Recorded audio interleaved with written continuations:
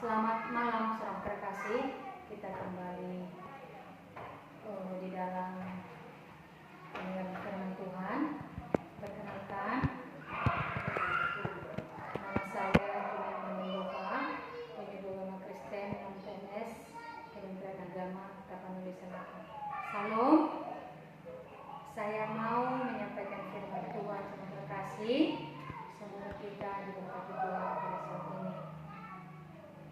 Judul firman Tuhan yang terkasih pada saat ini kepada kita yaitu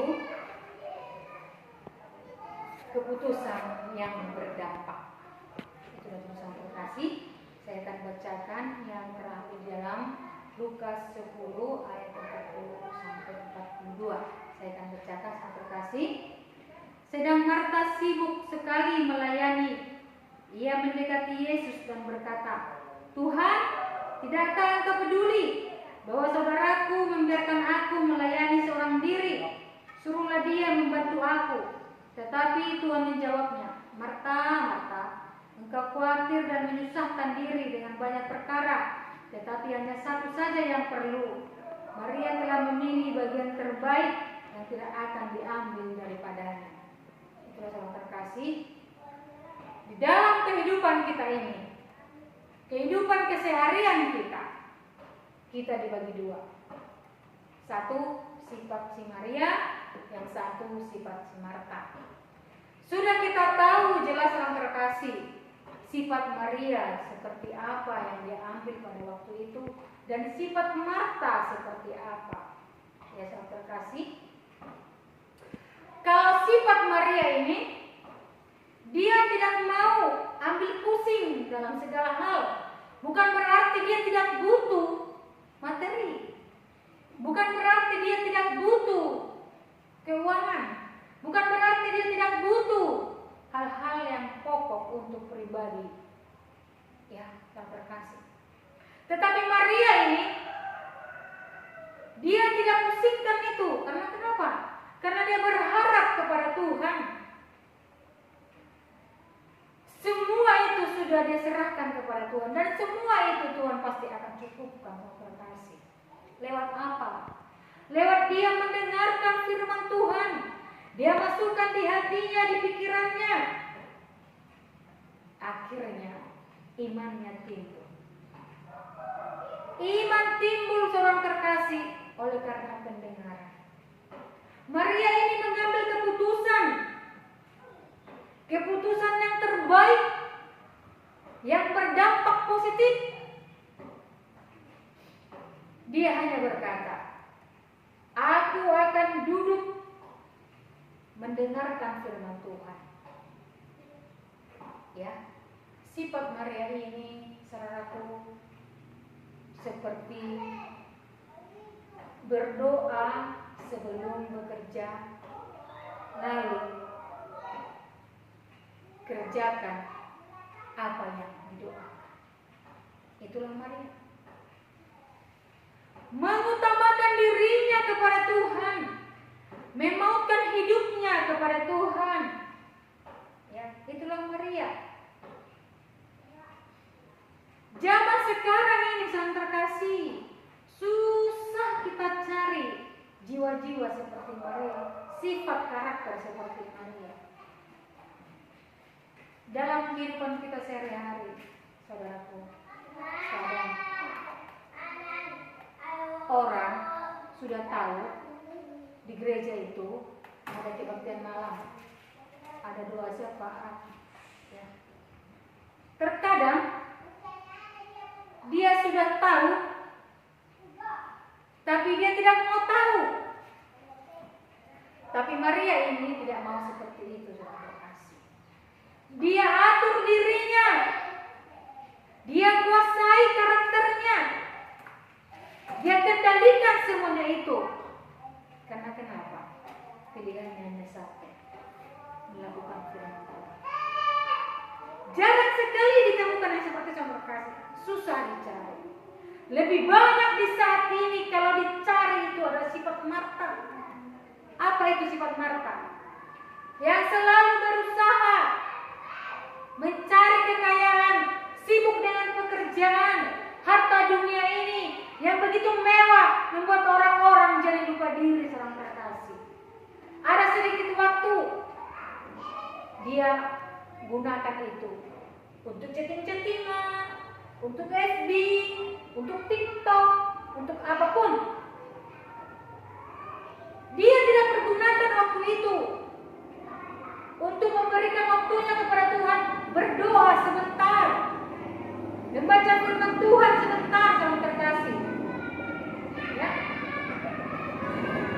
Dia malah kadang, ya, sifat si Marta ini melengah-lengahkan.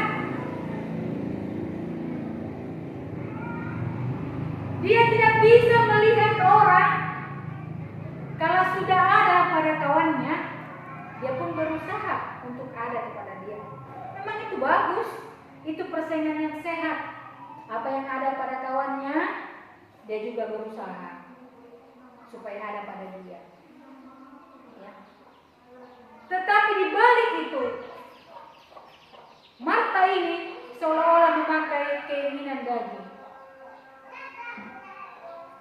mengesampingkan keinginan Tuhan, mengutamakan keinginan daging. Lewat apa?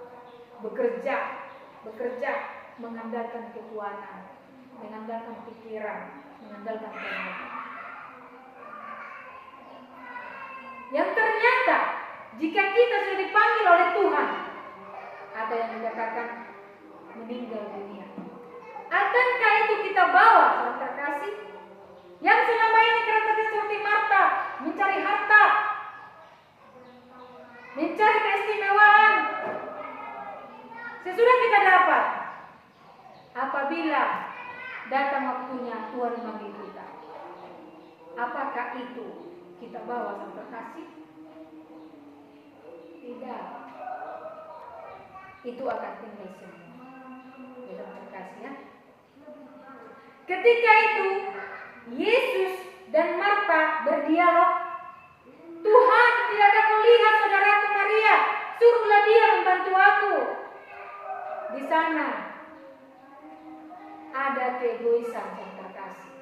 Di sana ada iri hati. Kenapa Tuhan ini? Ya, dia komen, protes kepada Tuhan. Marta kurang tahu apa yang Tuhan inginkan, sedangkan Maria sudah tahu apa yang Tuhan inginkan. Oleh sebab itu, jadilah kita manusia-manusia yang mencari, betul-betul mencari apa yang Tuhan inginkan dalam hidup kita. Untuk apa kekayaan di dunia ini? Apabila nanti kita dipanggil Tuhan kembali kepadanya, kita tidak membawa apa-apa. Apabila tiba waktu penghakiman kita ditanya, anakku, ketika kau di bumi, apakah yang sudah kau lakukan kepadaku? Apakah kita bisa mengatakan, oh Tuhan, hartaku banyak, emasku banyak, tanahku luas, kebunku begini dan begitu, bangunanku banyak. Itu tidak berarti di hadapan Tuhan. Itulah sifat Marta. Tetapi jika sifat Maria memberikan hati kepada Tuhan, memberikan waktu kepada Tuhan, menyediakan apa yang Tuhan inginkan semampu dia, dan minta Roh Kudus untuk menguatkan. Secara jasmani kita tidak sanggup melakukan itu yang terkasih. Karena kenapa? Pada zaman ini banyak sekali godaan. Ya, kita dihimpit bukan dengan penindasan, bukan. Zaman sekarang kita dihimpit dengan godaan rayuan. Bagaimana supaya waktu kita ini tersita untuk itu, untuk ini, dan tidak ada waktu luang lagi buat Tuhan. Bijaksanalah kita pada saat ini. Sifat mana yang kita pilih? Apakah sifat Maria atau Marta? Dan sifat mana yang Tuhan inginkan? Apakah sifat Marta atau sifat Maria? Jadilah kita manusia yang diciptakan Allah, yang betul-betul menyenangkan hati Tuhan. Jangan andalkan kekuatanmu sendiri. Jangan kau buat kemampuanmu sendiri nol, tidak artinya.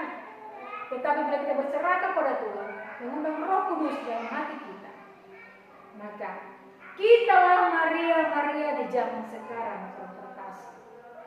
ya, bukan Marta. Memang kita perlu memakai sifat Marta, tapi jangan terlalu. Jangan karena memakai sifat Marta kita lupa sifat Maria. Kita harus seperti Oret Labora, berdoa dan bekerja, ya. Berdoa dan bekerja dan doakan mendapat pekerjaan. Jadi itu yang terkasih, di zaman sekarang saya ingatkan kembali, cara iblis itu menggoda kita hanya dengan rayuan, iptek yang berkembang sekarang. Tetapi biarlah kita orang yang bijaksana, tulus seperti merpati, bijak seperti ular. Biarlah kita mengambil keputusan yang baik, ya, supaya keputusan itu berdampak positif, membawa berkat kepada Tuhan. Itulah firman Tuhan pada saat ini, sang terkasih malam hari yang indah ini. Biarlah betul-betul menjadi berkat bagi kita, bagi pendengar dimanapun berada.